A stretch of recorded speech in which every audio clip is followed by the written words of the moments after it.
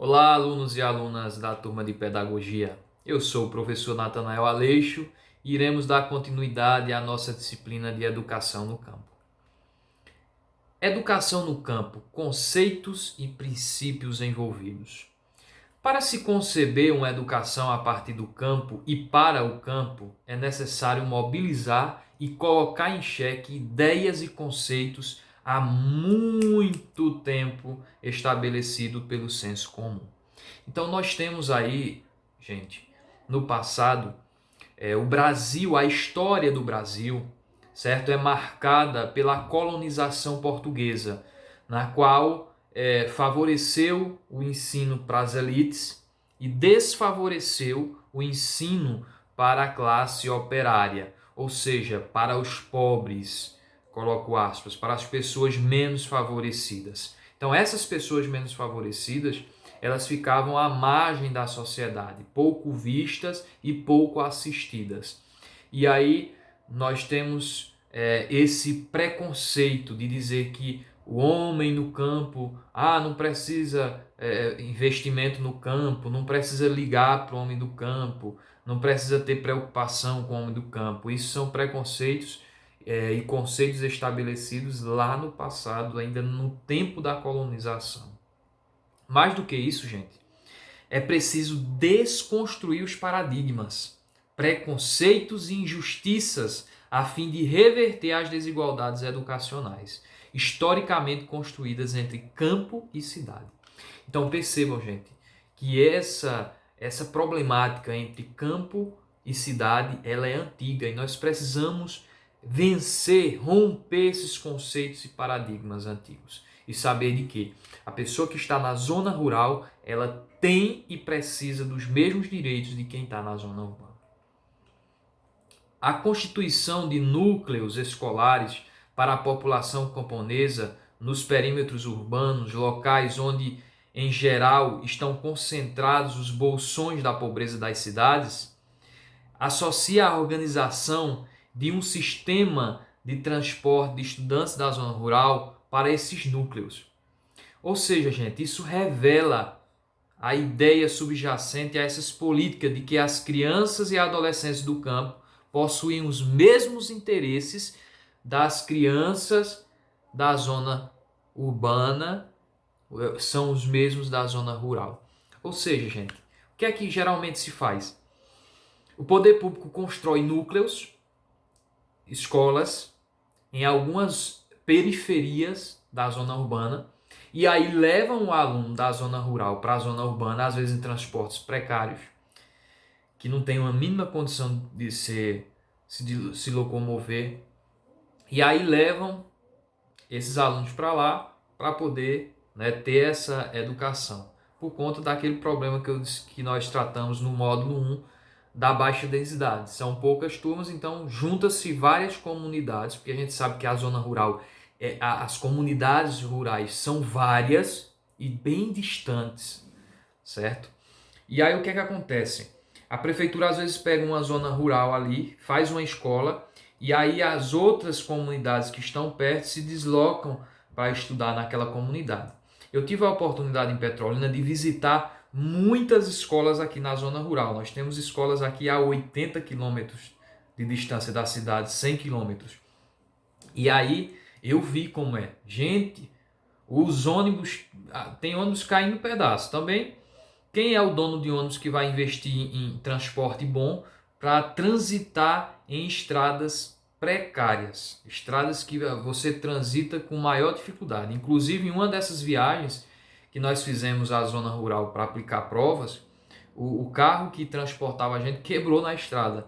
E aí nós tivemos que ser resgatados por um desses ônibus. E aí eu tive a experiência de andar, e bem complicado. E aí essa visão ainda ela é bem aguçada no meio do poder público, infelizmente, né? Constrói-se núcleos lá naquelas zonazinhas suburbanas e aí levam aquelas crianças sem um mínimo de conforto e condições para que elas tenham uma educação de qualidade.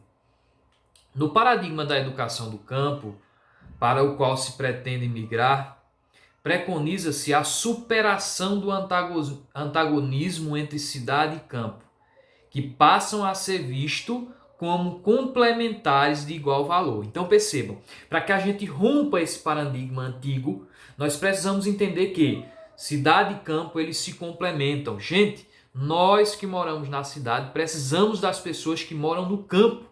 E as pessoas que moram no campo precisam das pessoas da cidade.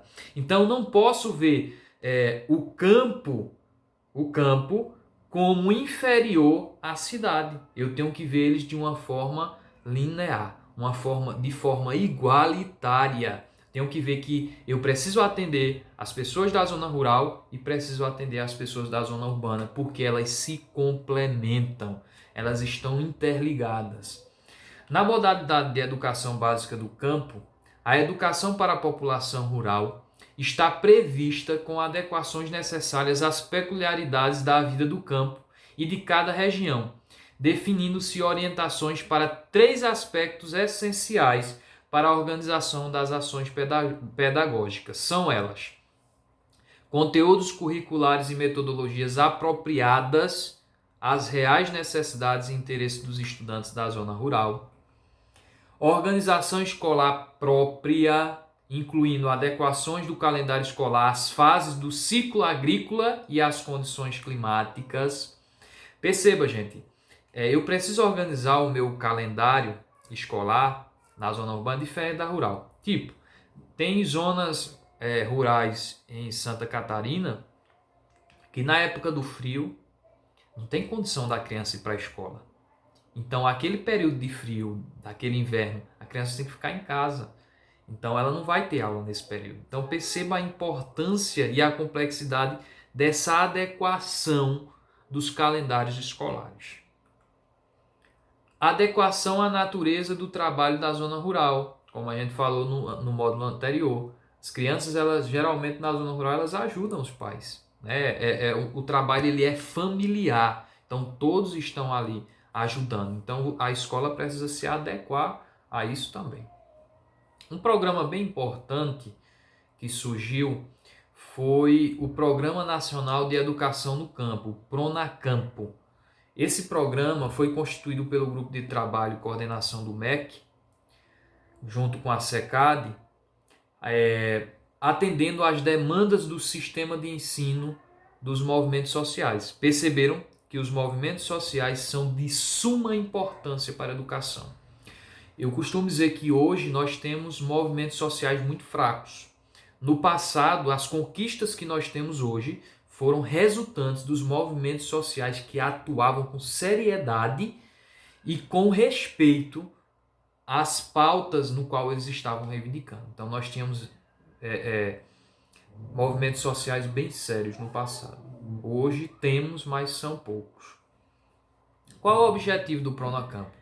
Disponibilizar apoio técnico, financeiro aos estados, municípios e Distrito Federal para implementar essas políticas públicas de educação no campo, visando ampliar o acesso, a qualificação da oferta da educação básica e superior no campo, por meio das ações de melhoria de estrutura, de infraestrutura nas redes públicas, né? O acesso, a questão do transporte à escola, formação continuada aos professores, materiais específicos e adequados, né? Em todas as etapas e modalidades de ensino.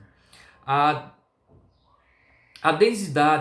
desigualdade, no campo, ela decorre, né? O censo demográfico de 2010, ele vai falar que as crianças e adolescentes brasileiras que vivem nas zonas rurais são as mais afetadas pelas desigualdades que atingem a educação.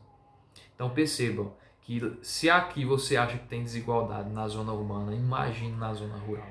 A dificuldade é bem pior, bem maior, né? Falta de escolas é um dos grandes problemas. São vários fatores que contribuem para esta situação. Um dos principais é a falta de escolas para atender essas crianças. De acordo com dados do estudo publicado no IPEA de 2012, nos últimos anos registrou-se processo acelerado de fechamento de escolas no campo. Perceba, gente, em 2012, onde era para se explodir, aumentar, porque a lógica é que evolua, é que aumente, que amplie o acesso da educação. Registrou um processo acelerado de fechamento dessas escolas, né? E isso é preocupante para nós que somos educadores. O rito de fechamento das escolas do campo tem sido maior do que a diminuição do número de alunos matriculados na escola básica que residem no campo. Então perceba que não é falta de público, é falta de políticas voltadas para a zona rural. Então nós percebemos que muitos municípios, o poder público ele está muito alheio às questões rurais, né? Então ele meio que cuida da cidade, que é uma população maior, e aí a população do campo, que é menor, eles deixam um pouquinho escondido, né? Aparecem lá uma vez ou outra na época de eleição e depois somem. E aí, gente, é importante ressaltar que, volto a dizer, essas pessoas têm o mesmo direito das pessoas que estão na zona urbana e precisam ser respeitadas e cuidadas. E nós, enquanto educadores, precisamos entender que o meu planejamento, a minha metodologia tem que ser adequada ao meio no qual eu estou inserido, onde o meu aluno está, como os métodos. E aí vocês podem pesquisar, vocês vão encontrar várias iniciativas de pessoas que saíram, foram para a cidade, estudaram e voltaram como professor nas comunidades. E aí você vai ter educação no campo, gente, não é? A zona rural inclui os quilombolas, os indígenas, né? Essas pessoas que estão... O indígena vive aonde? Zona rural. Os quilombolas, zona rural. Então envolve todas essas pessoas. Então falar de educação no campo é muito importante. Fora da escola não pode. A criança ela tem que estar na escola, seja onde for, nos lugares mais longínquos. Gente, tem crianças aí que enfrentam várias dificuldades para chegar até a escola. E quando chegam, encontram escolas bastante precárias. Nós vemos isso muito no país. Para fechar esse módulo, vocês vão elaborar um texto respondendo os seguintes questionamentos. Primeiro, quais as principais dificuldades encontradas na educação no campo? 2. Como devem ser trabalhados os conteúdos nas escolas do campo? 3. O que aprendi com essa disciplina?